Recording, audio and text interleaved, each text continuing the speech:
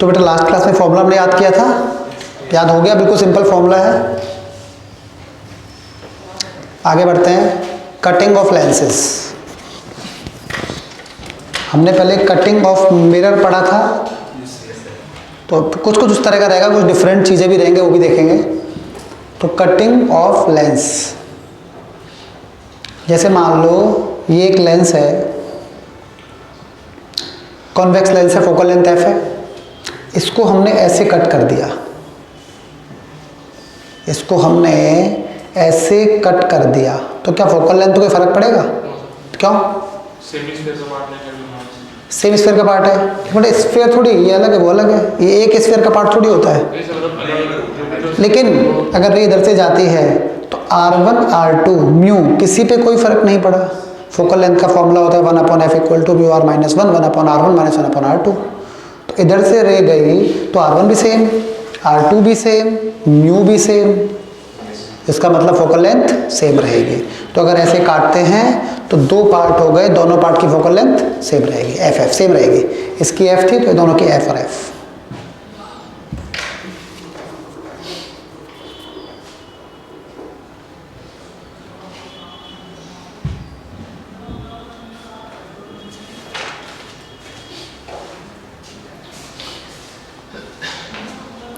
इसके बाद अगर हम ऐसे काट दें इसको तो ऑप्टिक एक्सिस के परपेंडिकुलर प्लेन से, क्या फोकल लेंथ को फर्क पड़ेगा? क्यों?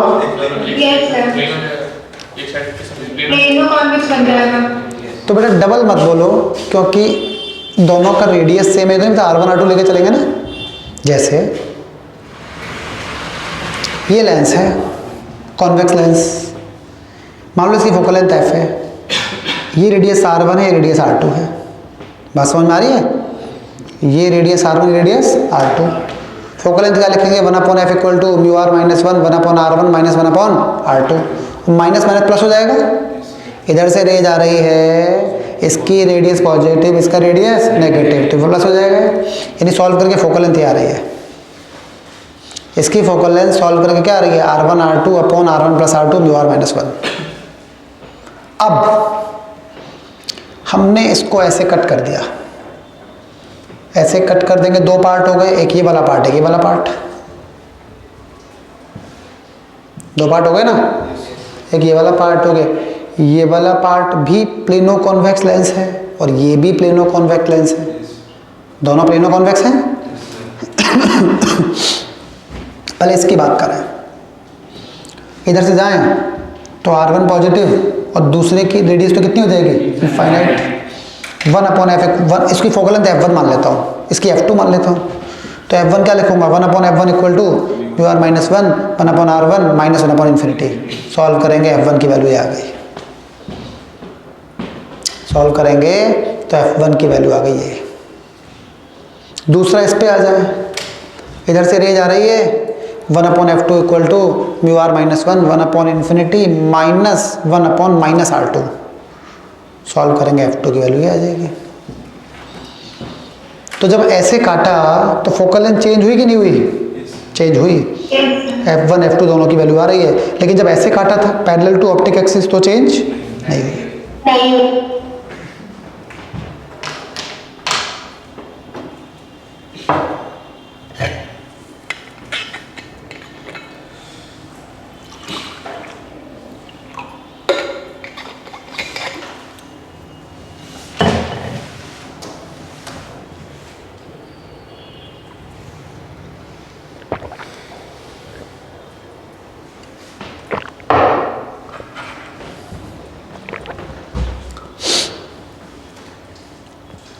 आगे बढ़े।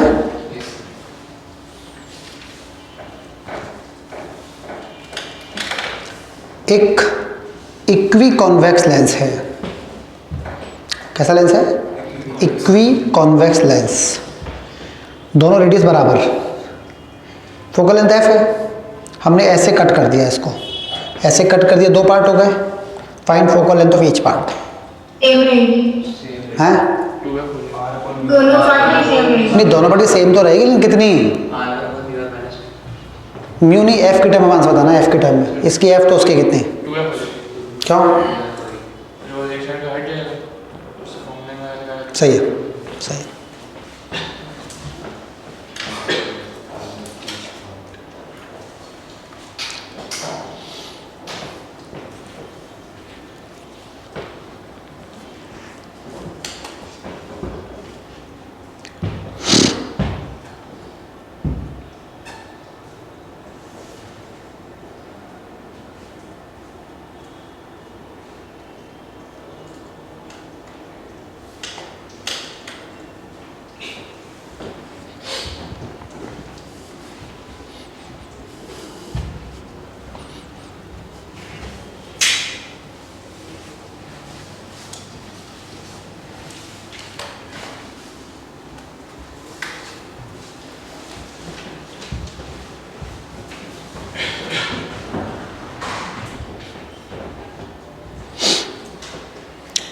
देखो, इक्वी कॉन्वेक्स लेंस है, हमने इसको दो पार्ट में ब्रेक कर दिया। ऐसे पहले क्या था, 1/f equal to mu R minus 1, 1/r minus 1/-r। अरे R1 की जगह R रखूँगा, R2 की जगह -r। सॉल्व करके ये फोकल लेंथ आ गई। अब दोनों के अकेले अकेले बात कर लो। जब इसकी बात करूँ अगर f डैश की, तो 1/f बराबर mu R minus 1, 1/r minus 1/∞। तो ये करें f डैश आ जाएगा, और यहाँ से देखोगे तो f डैश की वैल्यू क्या हो जाएगी, 2f। क्लियर है? जबकि अगर हम फिजिक्स नहीं लगाते ना, अगर हम फिजिक्स से नहीं सोचते, नॉर्मल लॉजिक लगाते, तो कोई क्या बोलता कि सर फोकल लेंथ f थी, आधा काट दिया, फोकल लेंथ f/2। जबकि वो कम्प्लीटली गलत है, डबल हो गई फोकल लेंथ। तो यहाँ पे लॉजिक काम नहीं कर रहा है। लॉजिक मतलब वेग लॉजिक काम नहीं कर रहा है। लॉजिक तो है ही हर चीज़, पर थोड़ा सोच अच्छे से फिजिक्स वाला लॉजिक लगाना पड़ेगा यहाँ पे। क्लियर है? लेकिन ये भी डबल कब होती है, जब दोनों रेडियस बराबर है। डबल कब होती है? केवल इक्वी कॉन्वेक्स लेंस में डबल होती है, या इक्वी कॉन्केव हो तो भी डबल हो जाएगी। इक्वी होना चाहिए, और अगर इक्वी नहीं हुआ क्या, तो भी हम निकाल सकते हैं सॉल्व करके।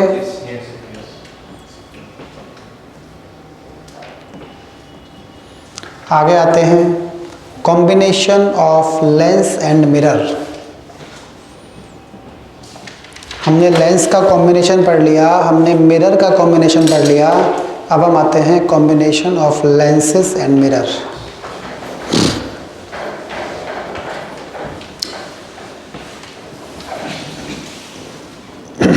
देखना, इस डायग्राम को ध्यान से देखो।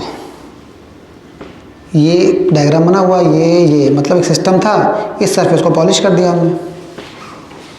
अगर यहाँ से कोई रे जाती है तो कितनी बार काम होगा? अगर यहाँ से कोई रे जाती है तो एक बार यहाँ से रिफ्रैक्शन हुआ, दूसरा यहाँ से रिफ्रैक्शन हुआ, फिर यहाँ से रिफ्लेक्शन हुआ, फिर यहाँ से रिफ्रैक्शन, फिर यहाँ से रिफ्रैक्शन। टोटल 5 बार काम हुआ। 1 बार रिफ्लेक्शन और 4 बार रिफ्रैक्शन। अगर इस डायग्राम में देखें तो टोटल काम कितनी बार हुआ? 5 बार। 2 और 2 4 बार रिफ्रैक्शन और 1 बार रिफ्लेक्शन। लेकिन जैसा मैंने पहले ही बताया था कि हम इस डायग्राम को ऐसे भी सोच सकते हैं, सेपरेट कर सकते हैं इनको क्या कर सकते हैं? इस लेंस को अलग कर दिया, फिर इस लेंस को अलग कर दिया, मिरर को अलग कर दिया। हम इसको ऐसे भी समझ सकते हैं कि लेंस, लेंस, मिरर, 3 चीज। क्लियर है? लेकिन सराउंडिंग मीडियम वही रहना चाहिए। सराउंडिंग मीडियम क्या था यहाँ पे? μ1। तो सराउंडिंग मीडियम यहाँ भी μ1 ही होना चाहिए। μ1 μ1 μ1। देखो, सराउंडिंग मीडियम में कोई चेंज नहीं होना चाहिए। अब लेकिन सोचने में क्या लगेगा कि सर अगर यहाँ से रे जाएगी तो 2 बार रिफ्रैक्शन यहाँ हुआ, 2 बार यहाँ हुआ, 4, 1 रिफ्लेक्शन, फिर 4 रिफ्रैक्शन आते टाइम। सर टोटल तो 8 रिफ्रैक्शन हो गए यहाँ पे, जबकि यहाँ पे टोटल 4 ही रिफ्रैक्शन हो रहे थे। लगेगा सोचने में ऐसा कि सर यहाँ तो रिफ्रैक्शन कितनी बार हो रहा था? रिफ्रैक्शन 4 बार, और यहाँ कितनी बार हो रहा है? 8 बार। क्लियर है? लेकिन दोनों सेम है। ये डाउट तुम्हारे मन में कभी नहीं आना चाहिए। समझ लो यहीं पे दोनों डायग्राम सेम है। हम इसको ऐसे सोच सकते हैं, इसको ऐसे सोच सकते हैं।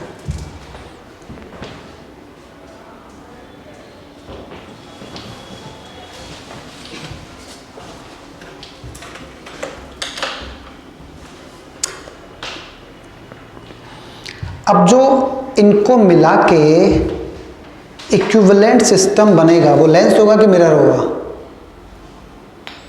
मिरर। इसको हटा के मैं केवल एक चीज लगाना चाहता हूं, तो वो लेंस लगाऊं कि मिरर लगाऊं? क्यों? Because rays are coming back into the same medium.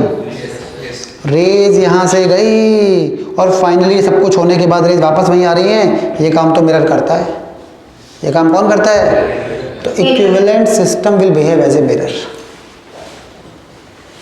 Equivalent system will behave as a mirror. अब कैसे निकालेंगे? जैसे लेंस में केवल लेंस का कॉम्बिनेशन पढ़ रहे थे तो मैंने बताया था P equivalent equal to P1 plus P2 plus P3, ये बताया था। यहां पे देखें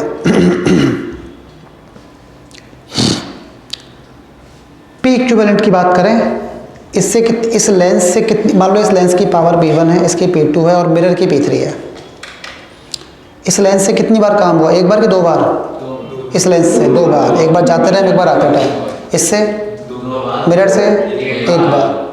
तो क्या लिखूंगा देखना, इक्विवेलेंट पावर बराबर दो बार काम हुआ इससे 2P1 plus 2P2 plus P3। अतः तीनों की पावर जुड़ गई। इससे दो बार काम हुआ तो 2P1, इससे भी दो बार काम हुआ 2P2, इससे एक बार काम हुआ P3। पावर तीनों जोड़ दी, ये आ गया P इक्विवेलेंट। अब मिरर के लिए पावर का फॉर्मूला होता है -1/f और लेंस के लिए फॉर्मूला होता है +1/f। इक्विवेलेंट सिस्टम क्या है? मिरर की लेंस? मिरर। तो P इक्विवेलेंट को लिखेंगे -1/f इक्विवेलेंट। P1 लेंस है तो 1/f1, लेंस है 1/f2, मिरर -1/f3। ये फॉर्मूला बन गया। हमें तो ये याद होना चाहिए, लॉजिक। अगर लॉजिक याद होगा तो अपने आप सॉल्व कर लेंगे, क्या दिक्कत है? और F1 F2 सबको साइन के साथ रखना है।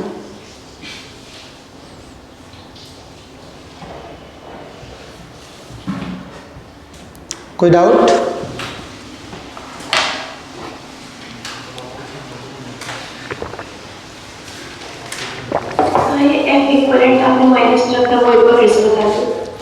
इक्विवेलेंट सिस्टम मिरर है ना, तो मिरर के लिए पावर का फॉर्मूला क्या है? -1/f। आगे बढ़े,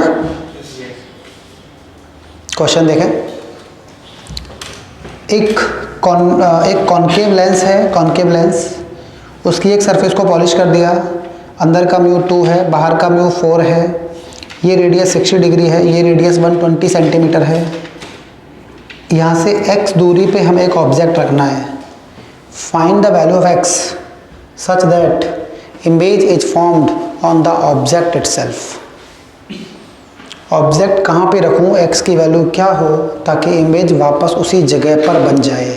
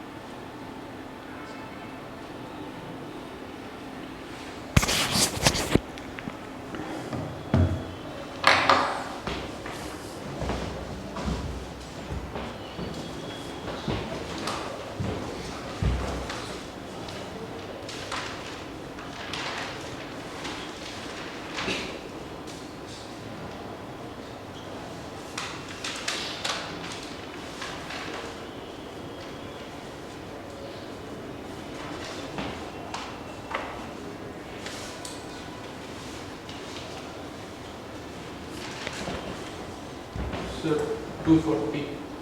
240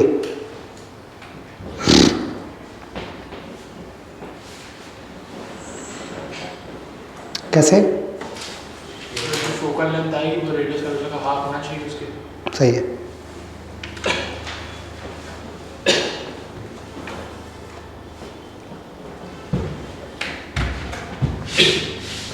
इसका इक्विवेलेंट फोकल लेंथ निकालना है पहले। इक्विवेलेंट फोकल लेंथ निकालने के लिए पहले दोनों को अलग अलग करना पड़ेगा। पहले लेंस अलग, मिरर अलग। लेंस को अलग किया, ये रेडियस 60, ये रेडियस 120, मिरर की भी रेडियस 120, μ2, बाहर का म्यू कितना है 4, सराउंडिंग का म्यू कितना है 4, तो इसका मतलब ये भी 4, यहाँ भी 4, नहीं? Yes sir. सही है ना? यहाँ तक क्लियर? अब इसकी फोकल लेंथ निकालो पहले, f1, 1/f equal to μr -1, 1/r1 -1 1/r2। इधर से रे आ रही है, कैसे करेंगे बताओ? μr कितना हो गया 2/4, तो 1/f इक्वल टू 2/4 -1, 1/-60 -1/120। सॉल्व करूंगा, इसकी लेंस की फोकल लेंथ क्या आ गई 80 सेंटीमीटर। लेंस की फोकल लेंथ क्या आ गई 80 सेंटीमीटर। अच्छा मिरर की क्या होगी?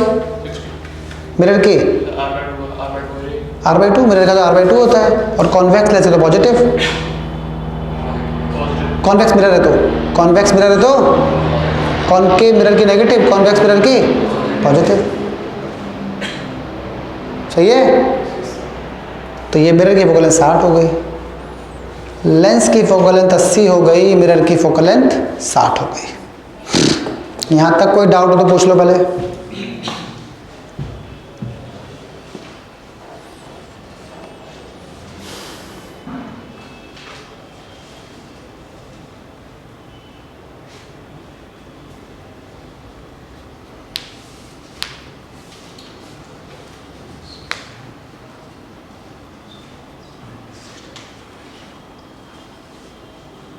सर 240। 240 आ रहा है, ठीक है देखते हैं। तुमने कैसे किया? सेम ऐसे किया है? सर फोकल लेंथ निकाली, उसको R/2 कर दिया, तो उसको फिर R निकाल। मतलब अभी ये तो दोनों के अलग लगाई है, इक्विवेलेंट निकाली ना, ऐसे अलग अलग निकाल के इक्विवेलेंट निकाला। हाँ सर, वो R/120 आ रहा है। सही है, ठीक है। तो बेटा अब इक्विवेलेंट निकालेंगे कैसे? हम यहाँ पे कैसे लिखेंगे? देखना देखना देखना, यहाँ पे क्या लिखेंगे एग्जैक्टली? यहाँ पे लिखेंगे इक्विवेलेंट पावर बराबर 2 power of lens plus power of mirror, ऐसे लिखोगे यहाँ पे। मिरर से एक बार काम हुआ, लेंस से 2 बार हुआ। Equivalent focal length, equivalent system will act as a mirror, तो इक्विवेलेंट पावर क्या हो गई -1/f इक्विवेलेंट। PL क्या हो गया 1/FL, और PM क्या है -1/FM। सही है? सबकी वैल्यू रख दो, FM की वैल्यू 60, FL की वैल्यू 80, वैल्यू रख दी यहाँ पे। सॉल्व करके इक्विवेलेंट फोकल लेंथ आ रही है -120 सेंटीमीटर। इक्विवेलेंट फोकल लेंथ आ रही है -120 सेंटीमीटर, यानी इक्विवेलेंट सिस्टम किस टाइप के मिरर की तरह काम कर रहा है? कॉनकेव मिरर, क्योंकि कॉनकेव की फोकल लेंथ नेगेटिव होती है। तो equivalent system behaves like a concave mirror, focal length -120 centimetre. तो ऑब्जेक्ट कहाँ रखना चाहिए? अगर मिरर के सेंटर ऑफ कर्वेचर पर रखोगे तभी तो इमेज वही बनेगी। ऑब्जेक्ट सी पे होता है तो इमेज भी सी पे बनती है, तो इसका मतलब ये एक्स क्या हो गया 240, फोकल का डबल, फोकस का डबल, एक्स की वैल्यू आ गई 240 सेंटीमीटर। कोई डाउट?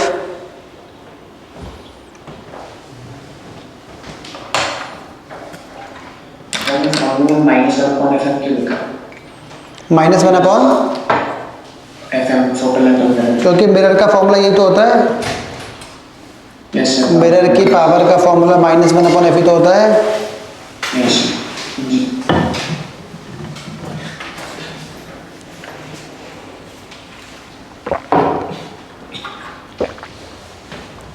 क्लियर है? लेकिन तुम ऐसे लगा, हाँ बोलो। सर -240 होगा, -240। नहीं बेटा एक्स पूछा है ना, एक्स हमसे डायरेक्टली एक्स पूछा है, एक्स की वैल्यू क्या होगी 240 मैग्नीट्यूड। अब ये मेथड थोड़ा सा लेंदी है, मेथड थोड़ा सा लेंदी है। क्यों? पहले F1 F2 निकालो, फिर उनको इक्विवेलेंट निकालो, फिर डबल करो, लेंदी है थोड़ा सा मेथड ये। तो इससे आसान तरीका सीखेंगे, एक बहुत अच्छा मेथड है। जिससे बहुत जल्दी से आंसर आ सकता है। देखना कैसे। हमने बोला कि कहाँ पे ऑब्जेक्ट रखें कि इमेज वापस वहीं पर बन जाए। कहाँ पे ऑब्जेक्ट रखें ताकि इमेज वापस, ऐसा कब हो सकता है, ऐसा कैसे हो सकता है, ऐसा कैसे हो सकता है? जब रेज मिरर पे नॉर्मली गिरे, परपेंडिकुलरली गिरे, ताकि अपने पाथ को रिट्रेस करें, वापस वहीं आ जाए, है कि नहीं भाई? ऐसा तो तभी पॉसिबल है। अब देखो, पिछले क्वेश्चन में हमने अलग अलग कर दिया था इनको, अलग अलग लेंस को, मिरर को, सबको अलग अलग करके सोचा था। यहाँ पे जरूरत नहीं अलग करने की, इसी डायग्राम से सोचते हैं जो दिया हुआ है उसी से। सही है कि यहीं पे वापस इमेज बनाने का मतलब है कि रे वापस ही आनी चाहिए। इसका मतलब रे मिरर पे परपेंडिकुलरली गिरनी चाहिए ताकि अपने पाथ को रिट्रेस कर ले, रिट्रेस करके एज इट इज वापस आ जाए। सही है? मतलब जब रे यहां से जाए तो इस सरफेस से रिफ्रैक्ट होने के बाद मिरर पे कैसे गिरे? परपेंडिकुलरली। ये तो करना है, क्योंकि अगर मिरर पे परपेंडिकुलरली गिर गई फिर बिल्कुल ऐसे की ऐसे ही वापस आ जाएगी। कोई डाउट? सोच लो ध्यान से, और कोई डाउट पूछ लो। सही है? सही है ना? अच्छा, तो मिरर पे गिरनी चाहिए परपेंडिकुलर, नॉर्मल। अब केवल अगर ये परपेंडिकुलरली गिर रही है, इसको थोड़ा सा आगे एक्सटेंड करूं, इसको एक्सटेंड करूं, कहाँ मिलेंगे? यहाँ से कितना दूर मिलेंगे? सोचो सोचो। 240 कैसे? Centre curvature. फिर सोचो, और सोचो। सर वो सेंटर कर्वेचर से नॉर्मली पास करता है तो नॉर्मली हो जाता है। हाँ, तो कहाँ मिलेंगे? सेंटर कर्वेचर कितना दूर यहाँ से? 240। 240 क्या है? नहीं सर 120 120 रेडियस। यहाँ से अगर तुम नॉर्मल डाल रहे हो, मिरर पे अगर कोई नॉर्मल डाल रहे हो तो मिरर के सेंटर ऑफ कर्वेचर से पास करेगा। मतलब this point is centre of curvature of this particular mirror, है कि नहीं? अरे मिरर पे ये नॉर्मल है, ये भी नॉर्मल है, दोनों यहाँ मिल रहे हैं ना, तो मिरर पे कोई भी नॉर्मल डालेंगे सेंटर ऑफ कर्वेचर से पास करता है ना, तो ये पॉइंट क्या है? सेंटर ऑफ कर्वेचर किसका? मिरर का। और मिरर की रेडियस तो 120 है, मिरर की रेडियस तो 120 है, मतलब ये दूरी कितनी हो गई? 120। ये दूरी कितनी हो गई? समझ में आया? यहां तक कोई डाउट? अब केवल इसके लिए सोचो, इस रिफ्रैक्टिंग सरफेस के लिए, इस रिफ्रैक्टिंग सरफेस के लिए ये ऑब्जेक्ट है और ये इमेज। क्योंकि इस सरफेस के लिए तो ये दोनों रिफ्रैक्टेड रेज है ना, और रिफ्रैक्टेड रेज का इंटरसेक्शन पॉइंट क्या होता है? इमेज। तो ये जो रिफ्रैक्ट, अच्छा मेथड है थोड़ा ये, लेकिन समझने वाला है, रटने वाला नहीं है। इस रिफ्रैक्टिंग सरफेस के लिए ये ऑब्जेक्ट हो गया और ये इमेज हो गई। लगाओ इसके लिए फॉर्मूला, u क्या हो गया? -x। u क्या हो गया? v हो गया +120, और इसका रेडियस क्या लोगे? रेडियस -60। μ1 की जगह 4 और μ2 की जगह 2। एक सिंगल रिफ्रैक्टिंग सरफेस वाला फॉर्मूला लगा दो, सिंगल सरफेस वाला, μ2/v - μ1/u बराबर μ2 - μ1/r। सिंगल रिफ्रैक्टिंग सरफेस वाला फॉर्मूला, सीधा गया सर। लेकिन मेथड समझना पड़ेगा, खुद से अच्छे से एनालाइज करो तब क्लियर होगा। सर मिरर वाले क्यों नहीं होगा भैया? क्या बेटा? सर मिरर वाले क्यों नहीं कर रहे? सर लेंस वाले क्यों कर रहे हैं? लेंस नहीं कर रहे बेटा, बस सिंगल सरफेस वाला कर रहे हैं। लेंस भी कहाँ लिया? अच्छा हाँ, ये सर ओके। एक सरफेस ही काम हो गया हमारा। कि कि इस सरफेस से रिफ्रैक्शन ऐसा हो ताकि मिरर पे नॉर्मली गिर जाए, तो काम खत्म। क्लियर है? Yes sir. अच्छे से एनालाइज करो, समझो इसको।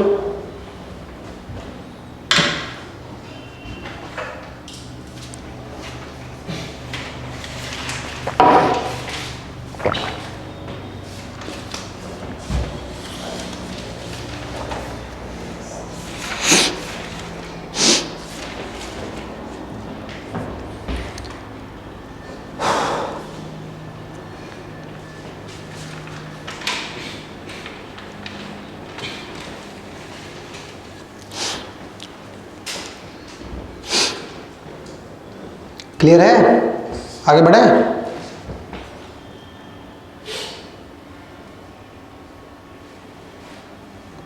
बात करते हैं आगे प्रिज्म के बारे में।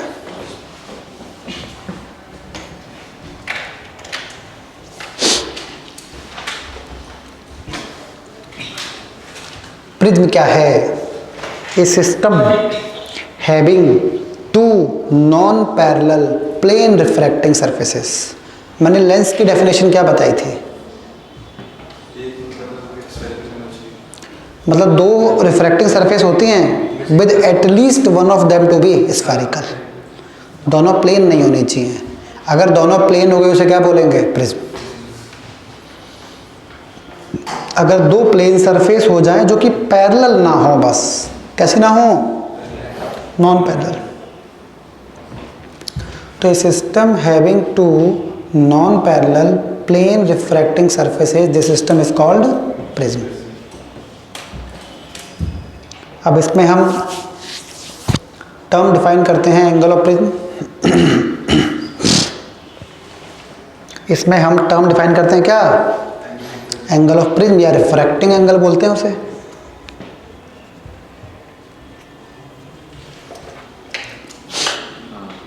एंगल ऑफ प्रिज्म या रिफ्रैक्टिंग एंगल, जिसे हम कैपिटल ए से डिनोट करते हैं। तो एंगल ऑफ प्रिज्म या रिफ्रैक्टिंग एंगल कैपिटल ए से डिनोट करते हैं। क्या मतलब है इसका? Angle between the refracting surfaces of A prism. Prism की जिन दो सरफेस से रिफ्रैक्शन हो रहा है, दो सरफेस है ना, उन दोनों सरफेस के बीच का एंगल उसे कहते हैं एंगल ऑफ प्रिज्म या refracting angle, denoted by capital A.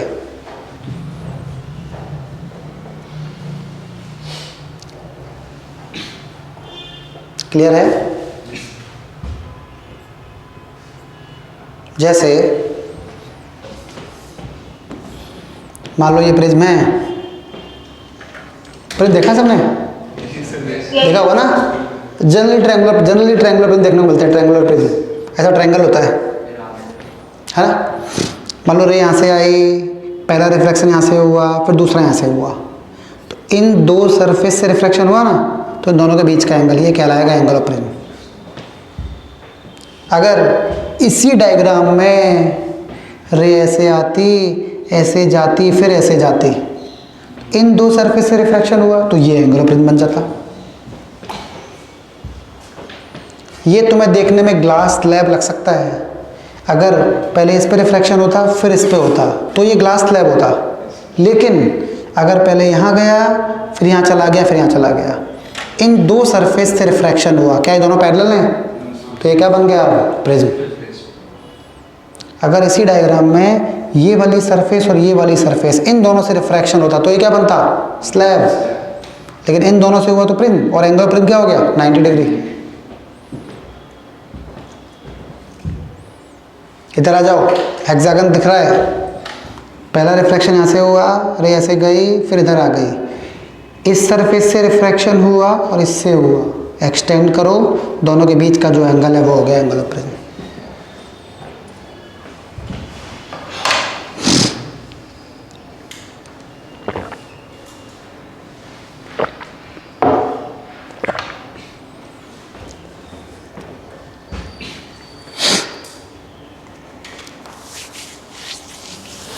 कोई डाउट?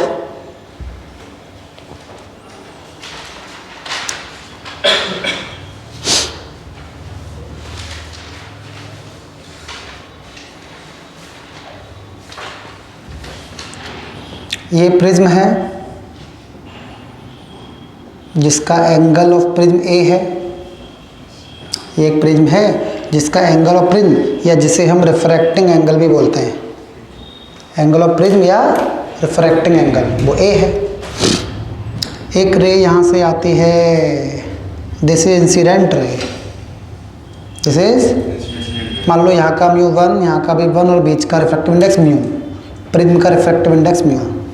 एक रे यहाँ से आती है, यहाँ पे नॉर्मल बनाया, रेयर से डेंसर तो टूवर्ड्स नॉर्मल बेंड हो गई, तो नॉर्मल की तरफ बेंड हो गई। क्लियर है? अब यहाँ पे नॉर्मल बनाया, फिर डेंसर से rare, away from normal bend होके चली गई। This is called final emergent ray. ये इंसिडेंट रे और ये वाली रे कैसी? इमर्जेंट रे। इस एंगल को बोलते हैं, आई को एंगल ऑफ इंसिडेंस या इंसिडेंट एंगल। क्लियर है? इस आई को बोलते हैं एंगल ऑफ इंसिडेंस या इंसिडेंट एंगल, और ई को बोलते हैं ई नॉर्मल के साथ इमर्जेंट रे का एंगल, एंगल ऑफ इमर्जेंस या इमर्जेंट एंगल। क्लियर है? और R1 R2 इन दोनों को बोलते हैं एंगल ऑफ रिफ्रैक्शंस। R1 R2 इन दोनों को क्या बोलते हैं? Angle of refractions. ध्यान से देखें, रिफ्रैक्टिंग एंगल अलग चीज है और एंगल ऑफ रिफ्रैक्शन अलग चीज है, कंफ्यूजन मत कर लेना दोनों में। रिफ्रैक्टिंग एंगल तो एंगल ऑफ प्रिज्म ही है।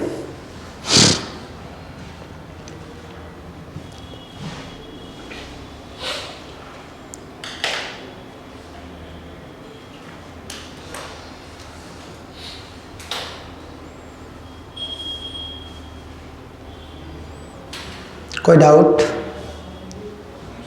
क्लियर है यहाँ तक?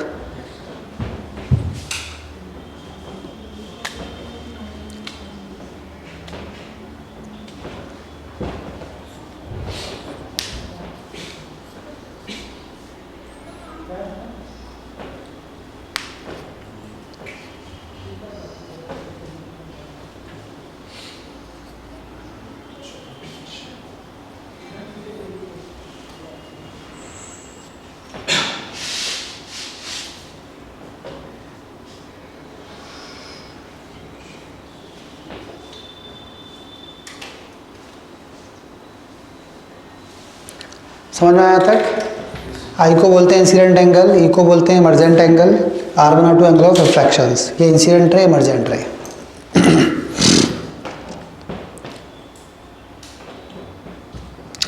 सबसे पहले यहाँ पे स्नेल्स लॉ लगा सकते हो, 1 इंटू साइन आई बराबर mu into sine R1।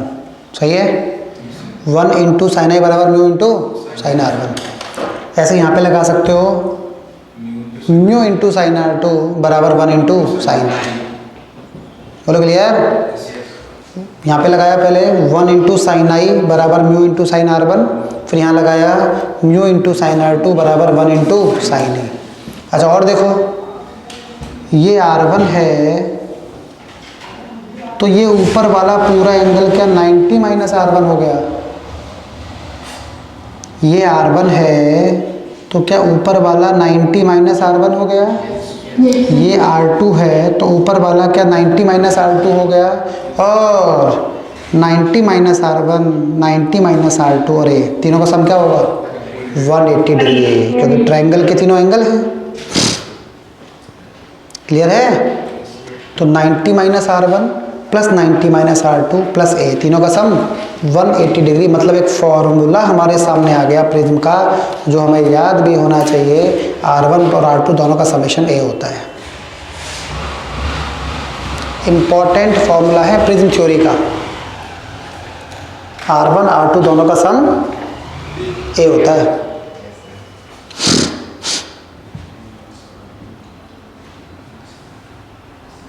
Clear है? अच्छा और सुनो, रे ऐसे आ रही थी तो ऐसे ऐसे चली गई। मान लो उल्टा कर दो इसको, अगर ऐसे रे ऐसे आ रही होती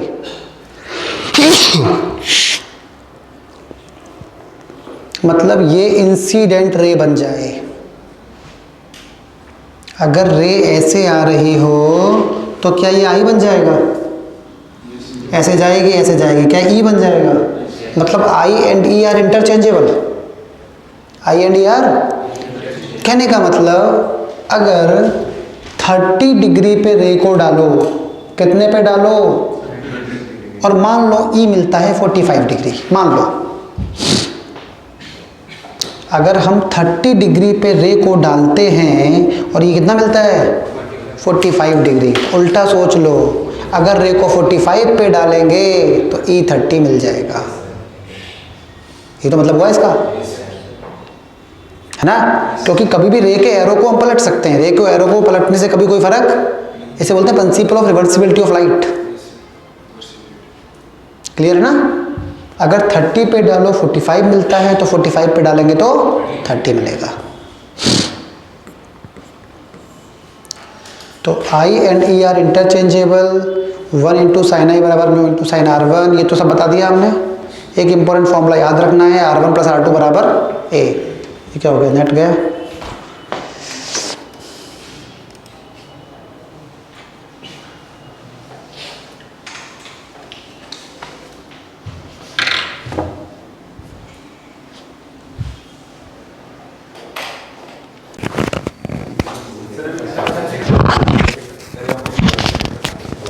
रे ऑप्टिक्स में इसके बाद एक लेक्चर और लगेगा, फिर उसके बाद 2 लेक्चर और होंगे, लेकिन वो वेव ऑप्टिक्स के बाद होंगे, ऑप्टिकल इंस्ट्रूमेंट्स। तो मेंस का है ना? हाँ, वो मेंस का है, एडवांस में नहीं आता है।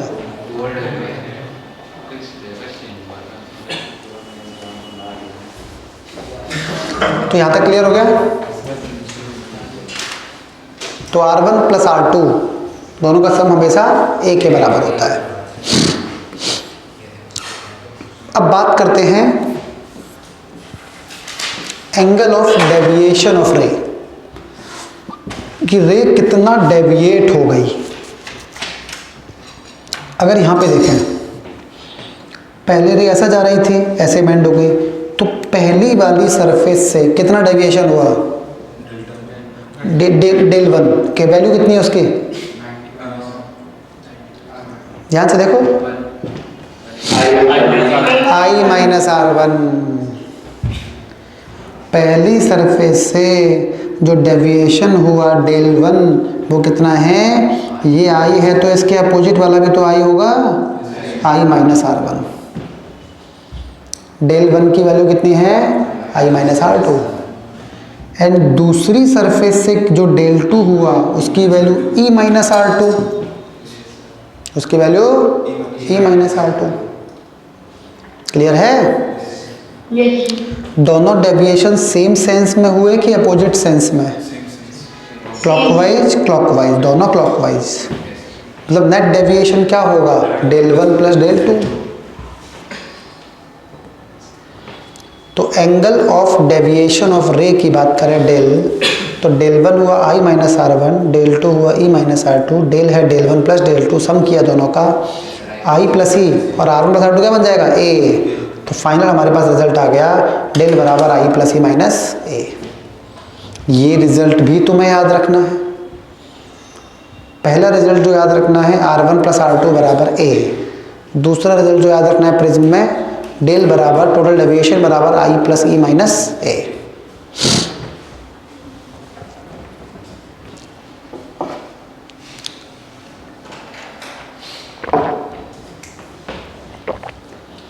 किस तरफ हुआ डेविएशन? किस तरफ हुआ? अरे उधर भी तो डेविएशन हो सकता था, अवे फ्रॉम द वर्टेक्स, या बोलो टुवर्ड्स द बेस। जो डेविएशन हुआ, रे ऐसे जा रही थी, ऐसे बेंड हो गई, किस तरफ बेंड हुई? टुवर्ड्स द बेस, या बोलो अवे फ्रॉम वर्टेक्स। लेकिन कब? जब यहाँ का रिफ्रैक्टिव इंडेक्स ज़्यादा है सराउंडिंग से।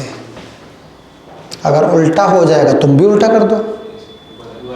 अगर सराउंडिंग का रिफ्रैक्टिव इंडेक्स ज़्यादा हो जाए, तुम भी बोल दो वर्टेक्स की साइड, है कि नहीं?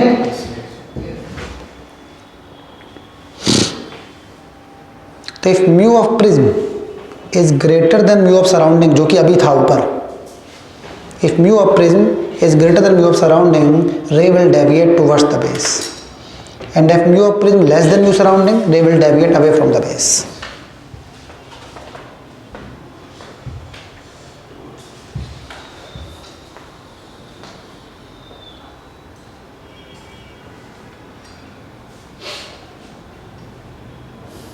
एंगल ऑफ डेविएशन पे कोई डिफरेंस नहीं आएगा डेंसर एनर्जी। नहीं बेटा, वो तो डिपेंड करेगा म्यू पे ना, बिल्कुल डिपेंड करेगा म्यू पे।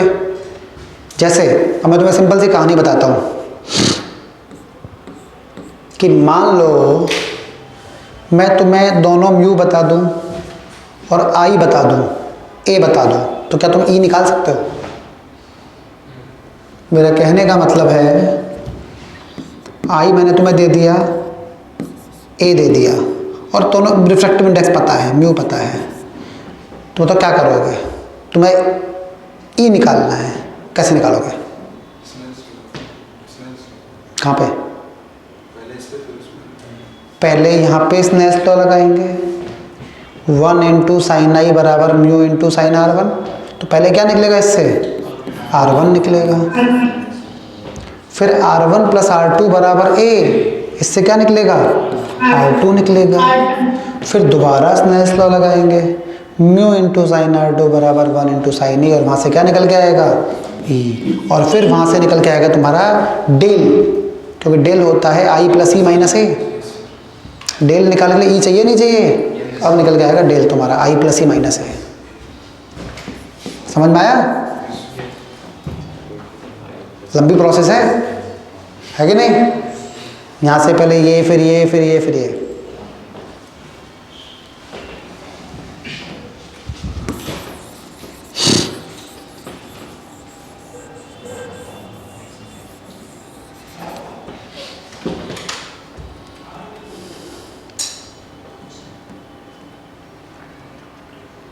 अब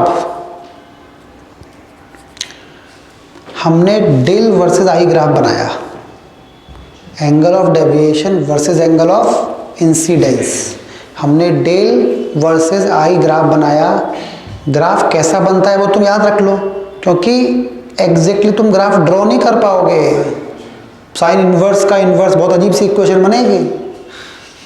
अगर तुम ई को लिखोगे ना यहाँ पे आई के टर्म में, बहुत अजीब सी इक्वेशन बनेगी, तो तुम ग्राफ ड्रॉ नहीं कर सकते हो। तुम्हें ग्राफ याद करना है कैसा होता है, फिर उसको समझना है। क्लियर है? ग्राफ तुम्हें याद कर लेना है कैसा होता है, फिर उसको एनालाइज करना है, समझना है उसको। देखो तो variation of angle of deviation versus angle of incidence, variation of angle of deviation versus angle of incidence, del versus I का वेरिएशन। तो डेल वर्सेस आई का जो वेरिएशन होता है वो देखो येलो वाला ऐसे होता है वेरिएशन। जो येलो ग्राफ बन रहा है ऐसा वेरिएशन होता है। बाहर ग्राफ नहीं जाएगा? किसके बाद? अभी तुम खुद देखोगे, मैं एक्सप्लेन करूंगा तो तुम्हें समझ में आएगा। तो ये ग्राफ होता है del versus I, angle of deviation versus angle of incidence.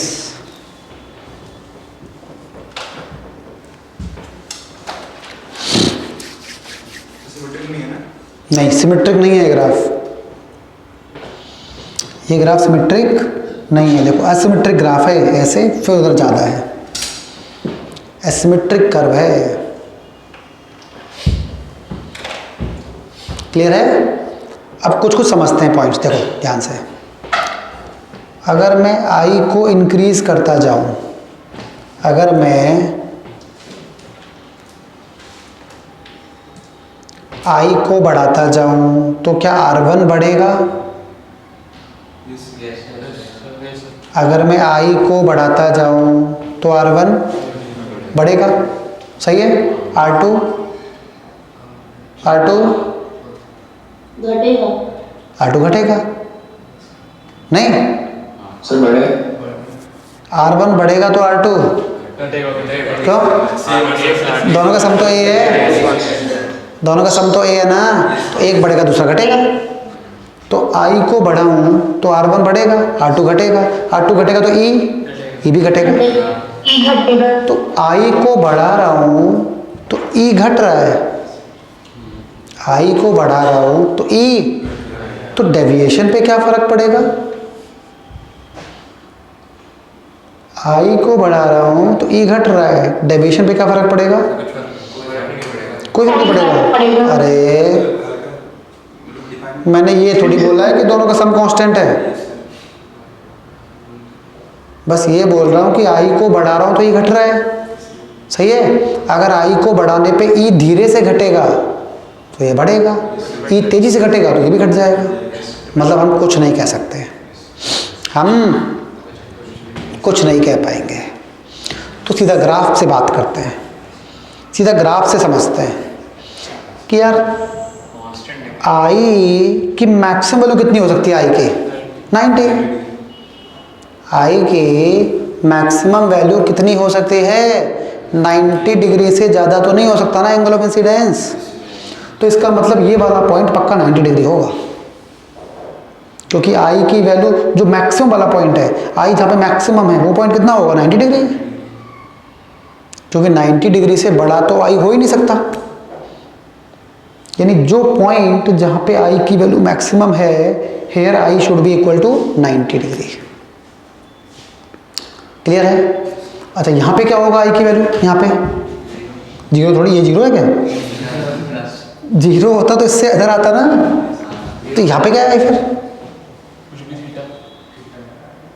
अच्छा, जब आई 90 डिग्री होगा तो उस समय ई की वैल्यू कुछ ना कुछ मिलेगी नहीं मिलेगी?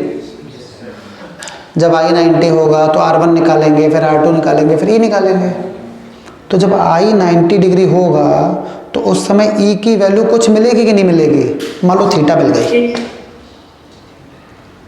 आई 90 डिग्री पे मान लो ई कितना मिल गया? थीटा। अब हमने क्या पढ़ा था? आई एंड ई आर इंटरचेंजेबल। अगर आई 90 पे ई थीटा मिलता है तो मतलब आई थीटा पे ई 90 मिल जाएगा। आई थीटा पे, वही तो पॉइंट है। अगर आई 90 डिग्री पे ई थीटा मिलता है तो आई थीटा पे ई 90 मिल जाएगा, और डेविएशन जो कि आई प्लस ई माइनस ए होता है उस पर कोई फर्क, वो सेम आएगा।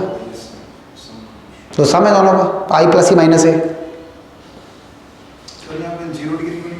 बेटा जीरो कहाँ आया? नहीं मतलब उसमें तो डिवाइड करें। अगर आई 90 डिग्री पे ई जीरो आया तो यहाँ भी जीरो आ जाएगा। फिर वो डिपेंड करता है कि आई 90 पे क्या आएगा। अब तुम्हारा डाउट ये है कि सर जब आई जीरो होगा तो आई जीरो पे भी तो डेविएशन होगा, लेकिन बेटा जो डेविएशन हम पढ़ रहे हैं, नहीं होगा ना, होगा क्यों नहीं होगा? आई जीरो का मतलब क्या है? आई जीरो का मतलब ये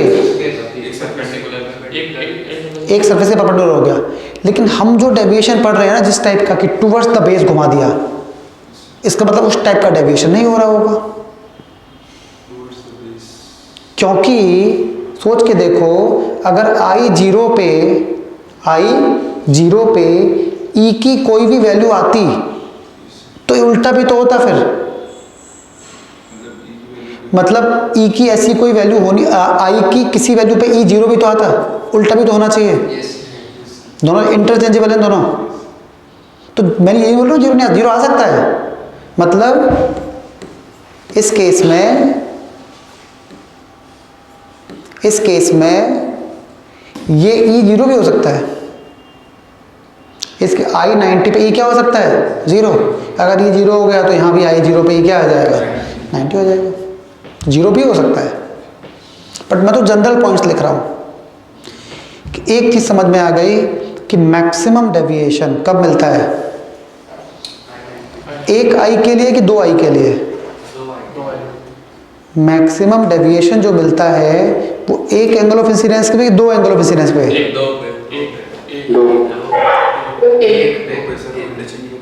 maximum angle of incidence, this is maximum angle of incidence, del max. Maximum deviation del max. तो मैक्सिमम डेविएशन एक आई पे मिल रहा है कि दो आई पे मिल रहा है? एक ये वाला आई, एक वाला, ये दो बार मिल रहा है ना। क्लियर है? मैक्सिमम डेविएशन दो जगह मिल रहा है ना, एक ये वाला आई और दूसरा ये वाला आई। अच्छा कौन कौन सा, क्या क्या वैल्यू है? मैक्सिमम डेविएशन दो बार मिल रहा है ना, किस किस पे? एक तो आई 90 पे और दूसरा आई 90 पे जो ई आएगा उस पे।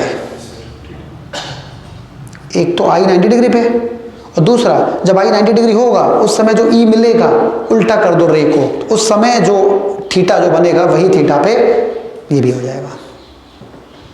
क्लियर है? कोई doubt?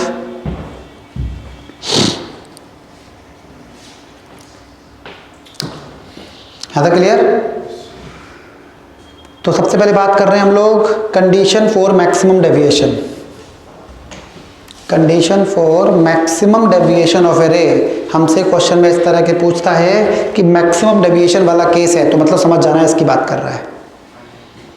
Condition for maximum deviation, रे का डेविएशन मैक्सिमम हो रहा है तो कितने पॉइंट पे होगा? 2 पॉइंट पे। पहला आई 90 रखेंगे, ई थीटा आया मान लो, तो डेल मैक्स हो गया 90 प्लस थीटा माइनस ए, क्योंकि डेल का फॉर्मूला होता है आई प्लस ई माइनस ए, तो डेल मैक्स हो गया 90 प्लस थीटा माइनस ए। दूसरा उल्टा, यहाँ पे जो ई आया उसको आई बना दो और ये ई बन जाएगा, तो डेल मैक्स होगा थीटा सेम।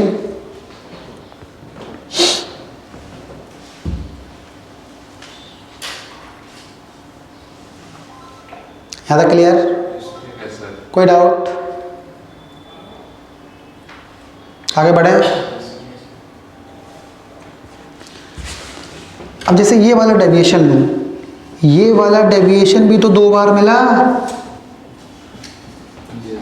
ये वाला डेविएशन भी तो 2 बार मिला, मतलब डेविएशन की कोई भी वैल्यू ले लो, क्या हर डेविएशन 2 एंगल ऑफ इंसिडेंस पे मिल रहा है? कौन कौन से? अगर इस पे आई की वैल्यू x है और e की वैल्यू y है, तो दूसरा जो पॉइंट होगा वो क्या होगा? इंटरचेंज कर दो। अगर यहाँ पे i की वैल्यू x है और e की वैल्यू y है, तो दूसरे पॉइंट पे i हो जाएगा y और e हो जाएगा x, both are interchangeable. Clear है? मतलब क्या मैं ये बोल सकता हूँ कि for every value of angle of deviation there exist 2 value of angle of incidence? क्या मैं ऐसा बोल सकता हूँ? फिर बोलता हूँ, स्टेटमेंट सुनना ध्यान से। For every value of angle of deviation there exist 2 angle of incidence. सही है?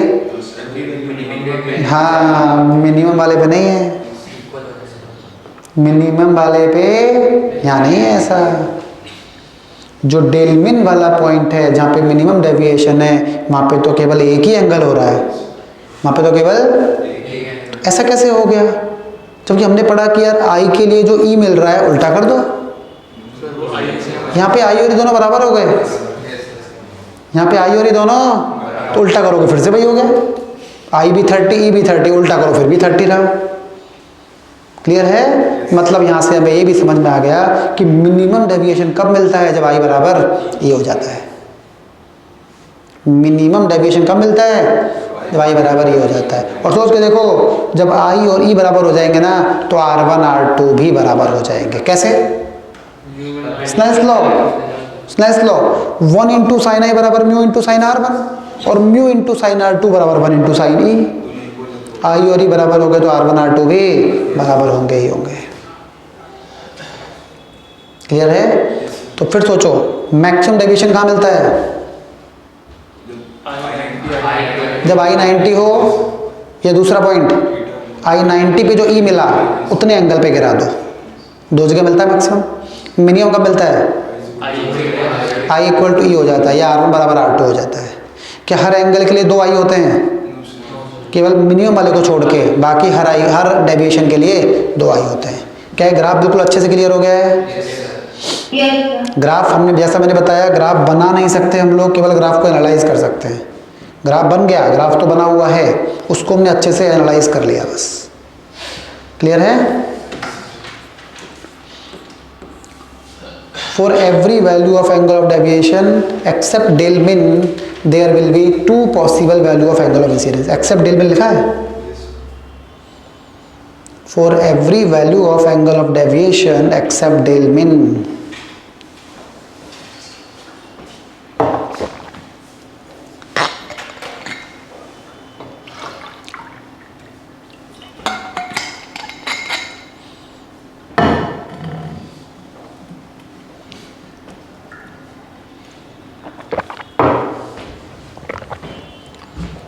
बोलो clear.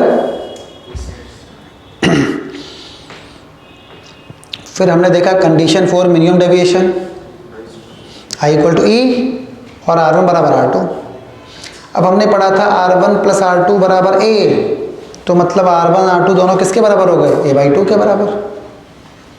In case of minimum deviation R1 R2 दोनों किसके बराबर हो गए? A/2 के बराबर। और हमने I बराबर E है, डेल का फॉर्मूला होता है I प्लस ई माइनस ए, तो डेल मिन क्या हो जाएगा? 2I माइनस ए।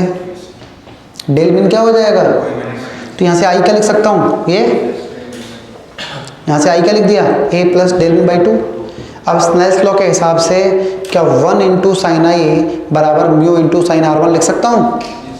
स्नेल्स लॉ के हिसाब से 1 इंटू साइन I बराबर म्यू इंटू I की जगह पे ये रख दो और R की जगह पे A/2 रख दो। सॉल्व करोगे एक फॉर्मूला आएगा म्यू का, जो हमें याद भी रखना है, क्योंकि डायरेक्ट क्वेश्चन इस पे आ जाते हैं। इस फॉर्मूले पे डायरेक्ट क्वेश्चन देखने को मिलते हैं। म्यू बराबर sine A plus del min by 2 upon sine A/2।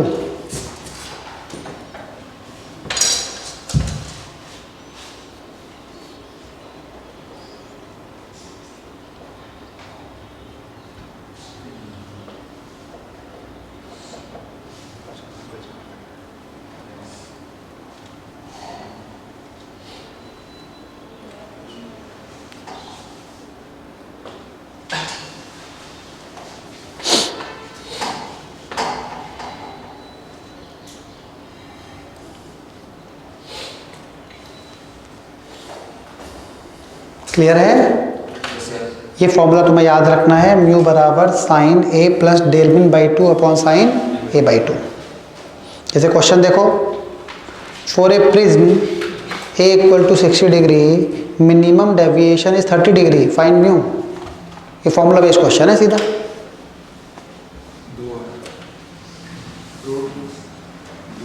फॉर्मूले में रखना वैल्यू उठा के।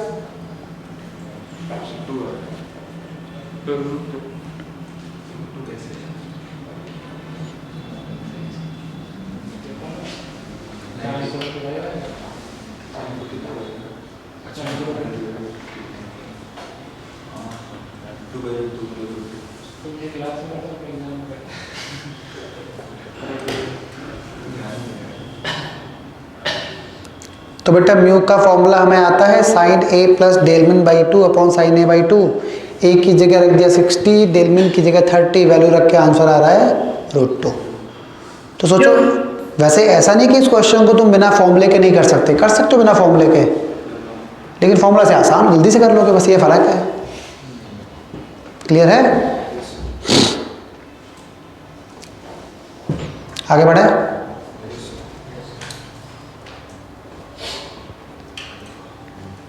हमने दो कंडीशन पढ़ ली, कौन कौन सी? Condition of maximum deviation, condition of minimum deviation. अब एक और कंडीशन बताता हूं कि मान लो रे यहां से एंटर हुई, यहां गई, और यहां पे जो R2 हुआ वो θc से बड़ा हो गया, क्रिटिकल एंगल से बड़ा हो गया। तो इसका मतलब रे यहां से बाहर आएगी? नहीं आएगी। यहाँ पे क्या हो जाएगा? TIR। क्लियर है? तो थर्ड कंडीशन है condition of no emergence. Condition of, लिखो मत, सोचो पहले, लिखो मत अभी। Condition of no emergence. और उसमें भी मैं क्या पूछना चाह रहा हूं क्या कंडीशन होनी चाहिए सच दैट मैं रे कितने भी एंगल पे गिराऊं, चाहे 0 पे, चाहे 10 पे, 15, 20, 45, 90 तक, आई को कहाँ से कहाँ वेरी कर सकता हूँ मैं? 0 से 90। भाई आई को मैक्सिमम कितना करता है? 90, मिनिमम 0। तो मैं आई को 0 से 90 के बीच में कितना भी कर लूँ, लेकिन रे यहाँ से बाहर नहीं आनी चाहिए। उसकी क्या कंडीशन हो, मतलब तुम एक ऐसा प्रिज्म बना दो, तुम एक ऐसी कंडीशन बता दो, तुम एक ऐसा प्रिज्म बना दो कि तुम मुझे दे दो कि सर ये प्रिज्म दे लो, आप कैसे भी रे डाल लो, इसमें बाहर नहीं निकाल सकते हो रे आप इसमें से। उसकी क्या कंडीशन होगी ये बताओ। सर कितने भी एंगल पे रे डाल लो आप, हैं? कंडीशन बेटा should not be on R2, क्योंकि आई के हिसाब से R0 वेरी कर जाएंगे। Condition should be between A and mu, क्योंकि theta C depends on mu, तो condition should be between A and theta C और म्यू और A, ऐसी कंडीशन होनी चाहिए कोई। सॉल्व करके सोचो, एक बार सोचो अच्छे से।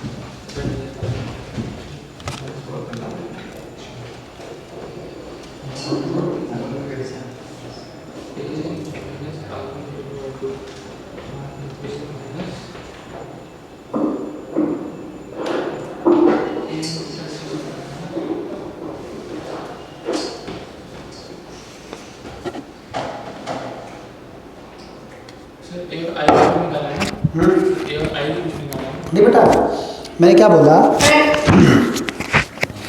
कि A minus sin inverse sin I upon mu greater than theta c। नहीं बेटा, आई पे कंडीशन, मैंने क्या बोला, सवाल दोबारा सुन लो। कंडीशन ऑफ नो इमरजेंस का मतलब है कि आई चाहे कुछ भी हो, यानी कि 0 से 90, आई 0 से 90 के बीच में कुछ भी हो जाए, लेकिन रे पक्का बाहर नहीं आनी चाहिए, इमरजेंस नहीं होना चाहिए। नहीं नहीं नहीं, कहाँ पे डेंसर से होना चाहिए? तो यहाँ तो है डेंसर से यार, म्यू और 1।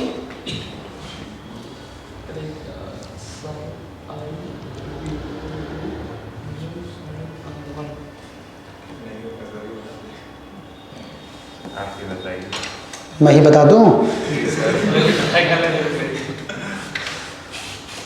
चलो देखो, सुनो सुनो, इधर देखो ध्यान से एकदम। कंडीशन ऑफ नो इमरजेंस हम लोग पढ़ने जा रहे हैं, और कंडीशन ऑफ नो इमरजेंस का मतलब है ray should not emerge out of the prism for any value of I. I की चाहे कुछ भी वैल्यू ले लो, लेकिन रे बाहर नहीं आनी चाहिए, ये तो है। तो कंडीशन ऑफ नो इमरजेंस का मतलब है ray should not emerge out of the prism for any value of I. देखो, मान लो एक ये प्रिज्म है, एंगल ए, रे आती है आई, यहाँ पे R1, फिर ये R2, ये होता है 1 इंटू साइन ए बराबर म्यू इंटू साइन R1, सही है। म्यू इंटू साइन R2 बराबर 1 इंटू साइन ही, सही है। और R1 साइन ए, ये तो हमेशा वैलिड है। अब सोचना, अगर मैं आई को इंक्रीज करता हूँ, अगर मैं आई को 0 से लेके 90 तक इंक्रीज करता हूँ, तो R1 आई को बढ़ाऊंगा, आई को बढ़ाऊंगा तो R1 बढ़ेगा, R2 घटेगा, R2 घटेगा तो E घटेगा। ये समझ में आ रहा है? सही है। आई को बढ़ाऊंगा, R1 बढ़ेगा, R2 घटेगा, E घटेगा। अब सोचो, आपको समझ में आ रहा है? मैं आई को बढ़ाता जा रहा हूं तो R2 घट रहा है, E भी घट रहा है, सही है। आप सोचो, और समझ में आ रहा है? कुछ और स्ट्राइक कर रहा है कुछ? हम चाहते हैं रे बाहर ना आए, ए थोड़ी, हाँ घटते घटते ई घटते घटते 90 हो जाए, उसके पैरेलल आ जाए सरफेस के। ई बेटा ई घट, ई तो बढ़ रहा है, बल्कि रे एस ई तो बढ़ रहा है, ई तो 90 जा रहा है। हाँ सर, उससे हो जाएगा सर, उससे हो जाएगा मतलब 90 पैरेलल आ जाए सरफेस के, और उससे तो ई तो घट रहा है।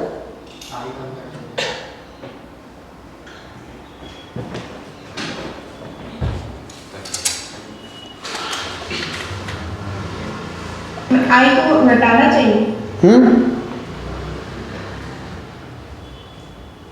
समझने वाली बात है, फॉर्मूला तो मैं याद करा दूंगा, बड़ी बात नहीं है, थोड़ा समझ लो तो मजा आ जाएगा।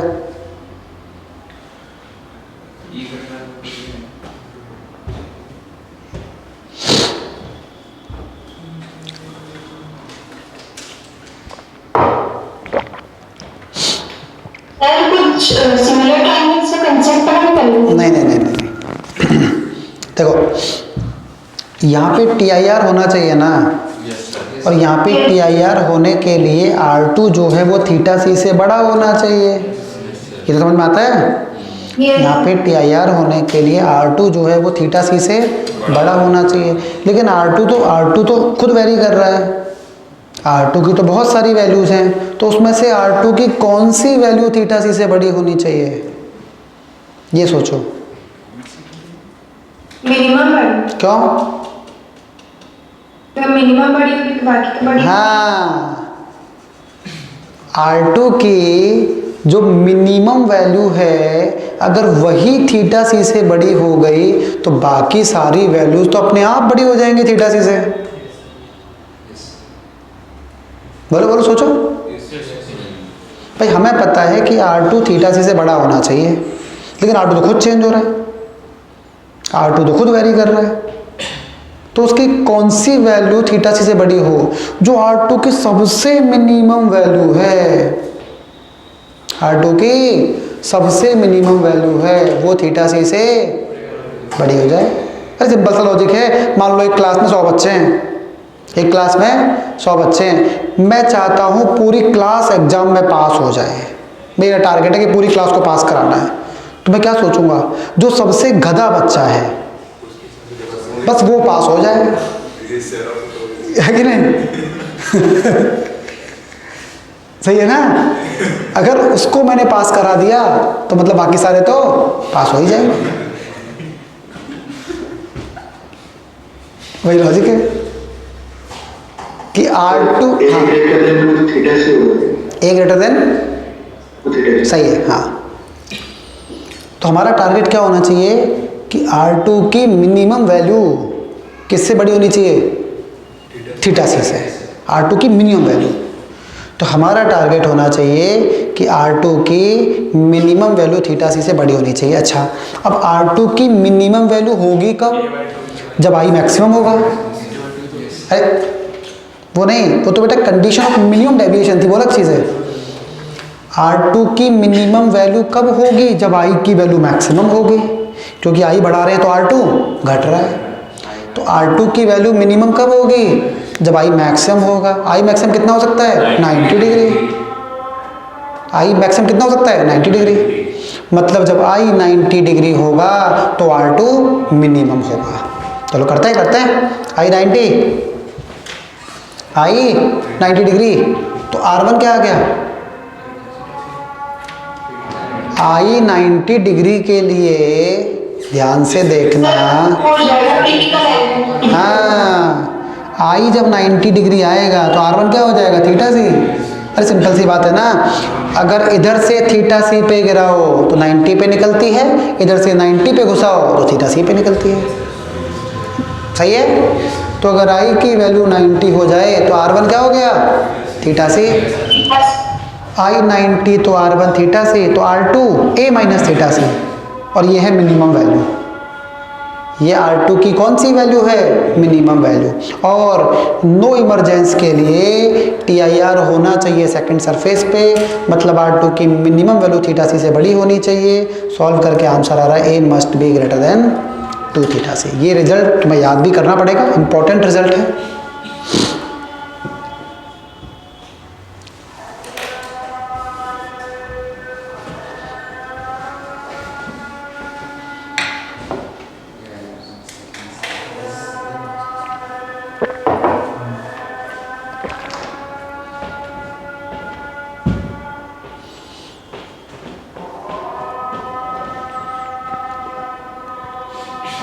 क्लियर है? तो तुम्हें रिजल्ट याद भी कर लेना है कि कंडीशन ऑफ नो इमरजेंस, पहले तो कंडीशन ध्यान से समझो कि कंडीशन ऑफ नो इमरजेंस का मतलब है कि आई कुछ भी कर लो आई रे बाहर नहीं आएगी, रे पक्का बाहर नहीं आएगी। तो उसके लिए कंडीशन है A must be greater than 2 theta C. मतलब अगर ये कंडीशन हो जाए प्रिज्म में, अगर एक ऐसा प्रिज्म बना दो जिसका ए 2 थीटा सी से बड़ा हो जाए, तो उस प्रिज्म पे रहता है तुम कितने भी आई पे रे गिरा लो, रे बाहर नहीं आएगी। क्लियर है? जैसे क्वेश्चन बताता हूँ, उस पर क्वेश्चन कैसा बनता है देखो।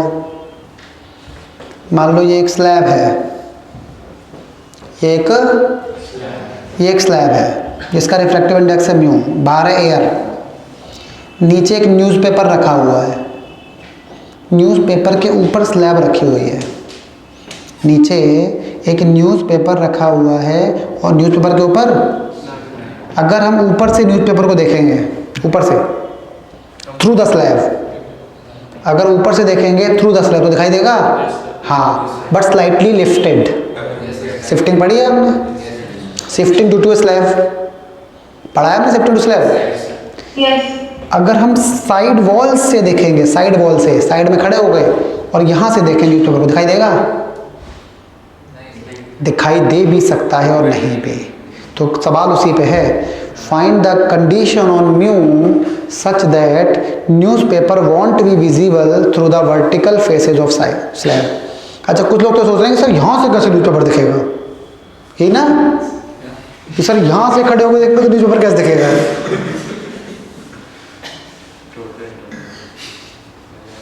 अरे अगर न्यूज़पेपर से निकलने वाली रे मेरी आंखों पे पहुंच गई तो दिख जाएगा, नहीं पहुंचे तो नहीं दिखेगा। हाँ, सवाल ये है, find the condition on mu such that newspaper won't be visible through the vertical faces of slab.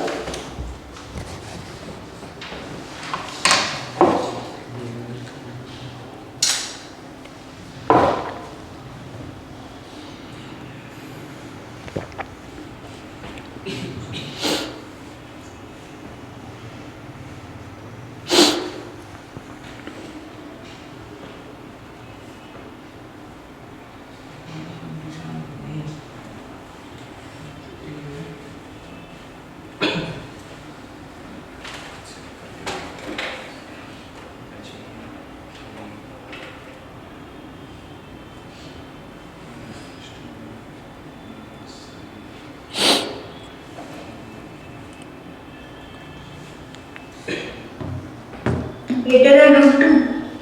Greater than root 2, अच्छा ठीक है।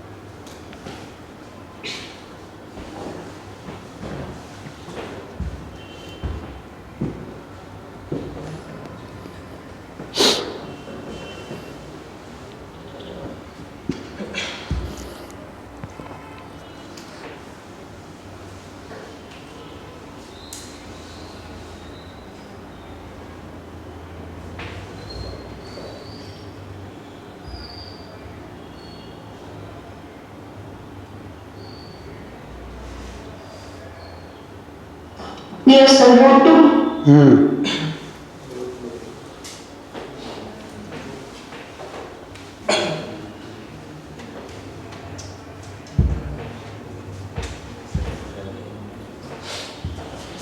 बेटा देखो, न्यूज़पेपर नीचे रखा हुआ है, उसके ऊपर स्लैब रखी हुई है, तो न्यूज़पेपर का पहला रिफ्रैक्शन इस सरफेस से होगा और दूसरा इससे होगा।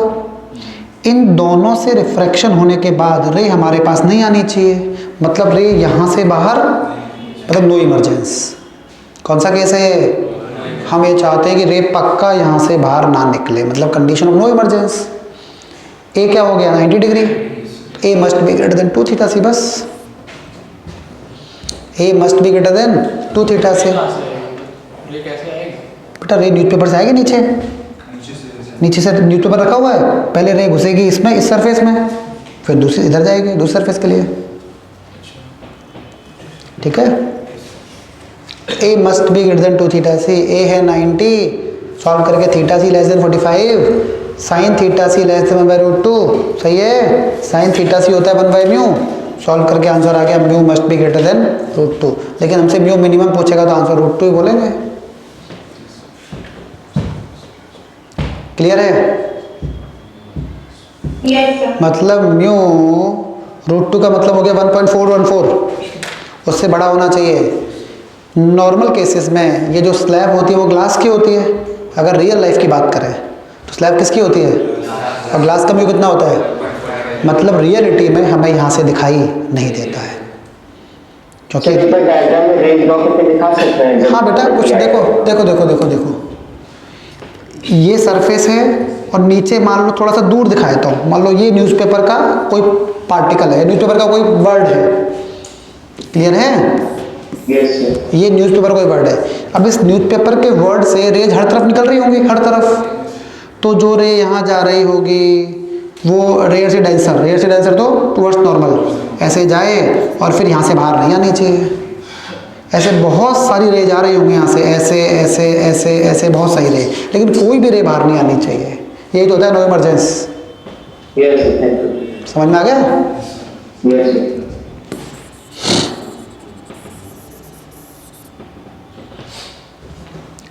कोई doubt? Next, condition of sure emergence. इसका क्या मतलब है? मतलब आई कुछ भी कर लो, रे बाहर आनी ही आनी चाहिए। ऐसा प्रिज्म बनाओ जिसमें आई की वैल्यू 0 से 90 कुछ भी रख दो, लेकिन रे पक्का बाहर निकलनी ही चाहिए। अब बताओ।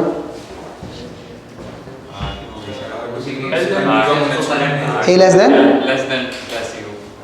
ए ग्रेटर देन 2 थीटा सी पे कोई रे बाहर नहीं आ रही है, तो ए लेस देन 2 थीटा सी पे कुछ बाहर आएंगे, कुछ नहीं आएंगे। ए ग्रेटर देन 2 थीटा सी पे तो कोई भी रे बाहर नहीं आ रही है, लेकिन लेस देन 2 थीटा सी पे कुछ रे बाहर आएंगी, कुछ नहीं आएंगी। जबकि मुझे तो कैसी कंडीशन चाहिए? कोई बाहर ना आए, एक भी रे बाहर ना आए।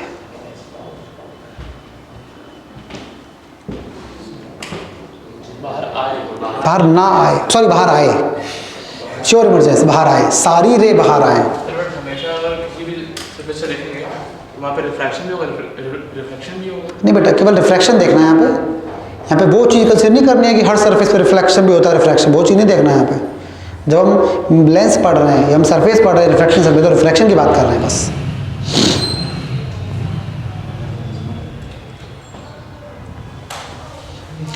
आई चाहे कुछ भी कर दो, रे बाहर आनी ही आनी चाहिए।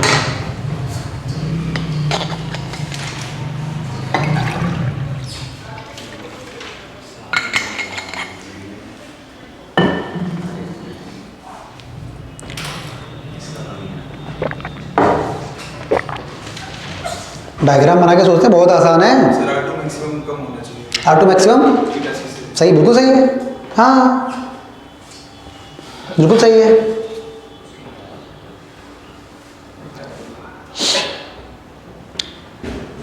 हमने बोला कि सारी रे बाहर आनी चाहिए, सारी रे मतलब R2 की वैल्यू थीटा सी से कम होनी चाहिए। कम होनी चाहिए। R2 की वैल्यू थीटा सी से कम होनी चाहिए, तभी तो TIR नहीं होगा यहाँ पे। अब R2 तो वेरी कर रहा है, कौन सी वैल्यू R2 की? Maximum value. क्योंकि अगर R2 की मैक्सिमम वैल्यू ही थीटा सी से कम हो गई तो बाकी सारी तो अपने आप थीटा सी से कम हो जाएंगे। क्लियर है?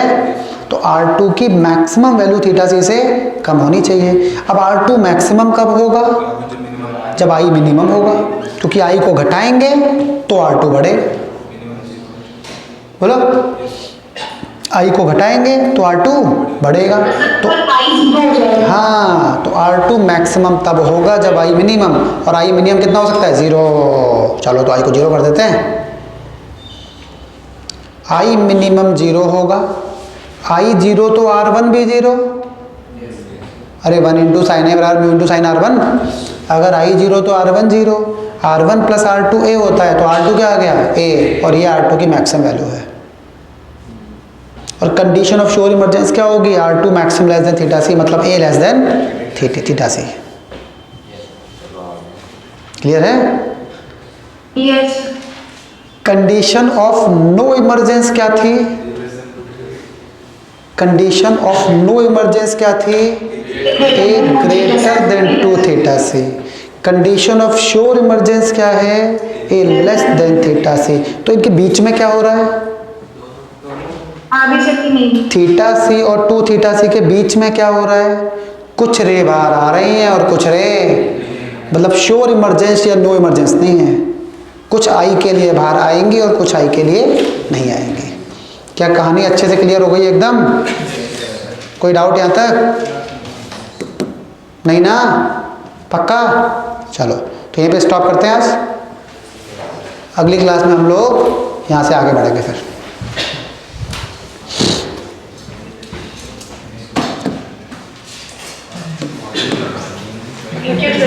हाँ, thank you. Thank you sir.